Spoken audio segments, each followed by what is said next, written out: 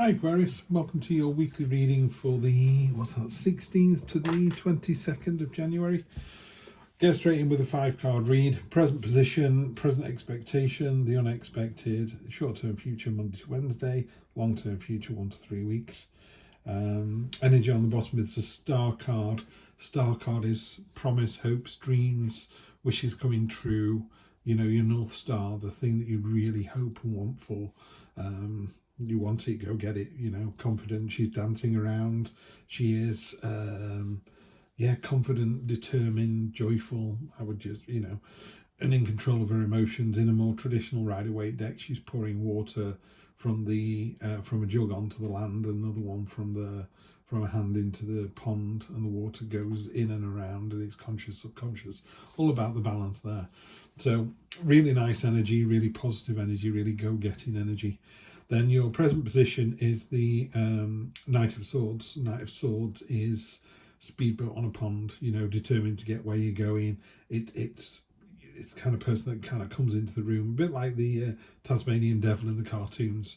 He bustles in, storm in a teacup, bull in a china shop, and then leaves everyone panting and going, what the hell was that? Fantastic energy. It just needs harnessing in a direction, which is what the star card is for. The star card is a bit like, that's great energy, where is it going, And then your present expectation is the pioneering card, the Two of Wands. This is a card of pioneering, of putting your plans in motion. This is a 2 rather than a 10. In fact, all these cards are quite low numbers, so I think it's quite early on in your thinking about whatever it is you're going to do next. So the star card could have been quite a surprise. And you're like, okay, I want to do this. Let me just think about this a little bit more. Then the unexpected card is the tar pitting 4 of Pentacles, the status quo card, holding on to what you've got. Should I go for a new job or should I stay where I am? This would be go for the interview tomorrow. This would be, well, hang on, let's write a CV first. And then it just slows down again. I'm not sure why. That's why it's in the unexpected position. I wouldn't slow down. There's nothing wrong with the status quo. One of the biggest problems people have, particularly in relationships, and I mean that personally and professionally, is if you're in a horrible job, you want to leave, and that's not showing up here. And if you're in a great job, you'd never want to leave, and that's not showing up here either. You're kind of in a job that's okay, you're in a relationship that's okay, and it's a bit, well, if you're going to stay in a job or a relationship that's okay, how can you make it better? What is it that you can do to improve this? So that while there's nothing wrong with the status quo, these butterflies, they're not going anywhere. This is about change and transformation, and they're getting stuck in this cobweb of your own making. So dust the cobwebs off and take this energy and blast through the week with that. A short-term future, very positive resolution. Certainly the early part of the week or all of the week, it depends, but it's definitely the short-term future. It's the Two of Cups, the soulmate card, the 2 peas in a pod. At work or again professionally or personally, there's a broken arrow, which is an end to hostilities. So by kind of pushing through, I know where I'm going. I'm going to do it with a certain amount of vigor, and what's the word? It's not enthusiasm. That's more like wand energy.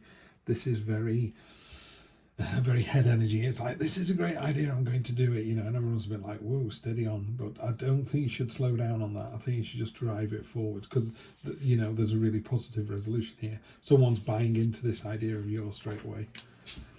And then the long-term future, again, long-term future on a weekly read is 1, 2, 3 weeks.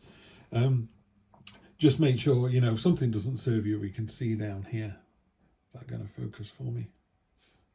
Struggling a bit, isn't it? Let's have a look.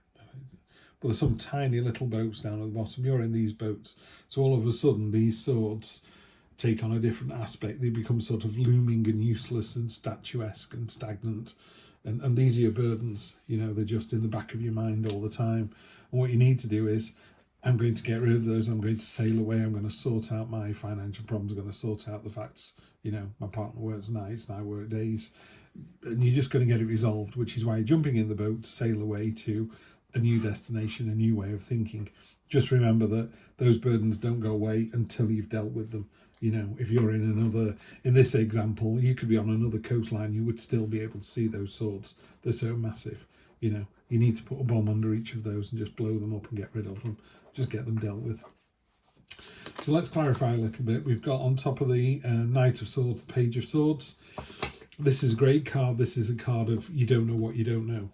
So it's taking that enthusiasm of the Knight and the youthful exuberance of the Page and just going for it. And again, we've got butterflies. Butterflies are about transformation and change and idea generation. You know, this sort of, and the way they fly, they sort of very haphazardly, very gently just go off on the breeze. You know, it's early days for this. It's not set in stone, but they do need to be released so that this sort of, I don't know, creative energy can be released and go somewhere and do something. On top of the Pioneering card, it's a Tower moment. You know, I think one of the things about this card, the Two of Wands, is particularly on this deck, is all the bees are around the world here, and you're over here. You're on Mars. You've already moved on. You knew that this wasn't going to work. This thing here, you're already here. You're already ahead of the game. And that's because you knew this Tower moment was coming. You were prepared for it. So as this folly falls down, you know, has your company taken on too many staff? Has it got more staff than orders? Has, you know, are you in a relationship with someone you kind of thought wasn't really going to work? You know, it's about getting out from under that. This is a scorched earth policy. You're literally raising it to the ground, or somebody else is.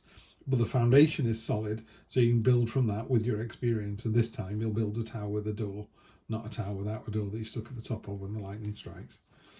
In the unexpected position, got the Death card. Change and transformation is coming. So you can either sit in your bunker and wait for it to happen with your creative ideas getting stuck in the cobwebs, or you can let them go. You can let them fly away and become something. Yeah, change is inevitable. You've got the Tower moment and the Death card. These two work really well together. You know, you were papering over the cracks. It didn't work. It's gone. It's literally gone. There's a change coming. The only thing constant in life is change. So you embrace the change. And by embracing the change, you get a much better resolution down here. Knight of Pentacles, you're ready for this. You know, if anything, you're a bit sort of over prepared. It's got a steadfast kind of feel about it. It's kind of a Virgo card as well, because, you know, Virgo like to be, you know, very well prepared for everything. The field is in a more Rider-Waite illustration. That there's a ploughed field behind that, and it's about, you know, what are you waiting for? Both these two cards, the Four of Pentacles and the Knight of Pentacles, are a bit tar pit. You know, they're a bit sort of stagnant. What are you waiting for? You know, your money's not doing any good. It's got vines growing up it. Your ideas aren't going anywhere. They're stuck in a spider's web. Get the ideas out there. They might be rubbish. You know, the money might not work as well as you thought. The ideas might not work as well, but at least they're out there. And the same with the Knight. It's like, well, let me just get my armour on. Let me get my horse ready. I've got a black horse. These are the powerful ones, the ones that work on the farm, the ones that plough the field. It's like, yeah, we get all of this. Now get going. Now get in the boat and get gone. Yeah, Queen of Swords, you know, what's really nice, and butterfly elements again. You've got this sort of flying away all the way through. 4 of the cards, I mean, they're crows, not butterflies. But it's the same thing. It's about releasing this idea, this energy, this dream that you've got here.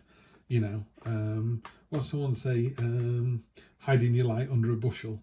And someone replies, I didn't know you had a bushel, you know, and it's let alone a light. You know, there's that whole kind of, if you've got an idea, it's no good sat in your head. It needs to go somewhere. She's got the sword drawn because she's decisive. She's thinking clearly with her head.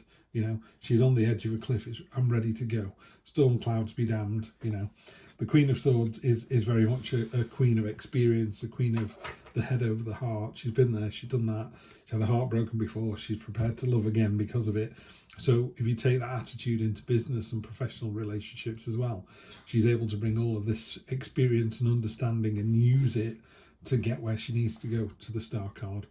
So I would say Star card, Queen of Swords, and these two here. There's a real sense of change next week coming in. There's nothing you can do about it, but you're more prepared for it than you think you are. So let's get on and get going. Aquarius, always a pleasure. I will see you next week for more of the same. Take care.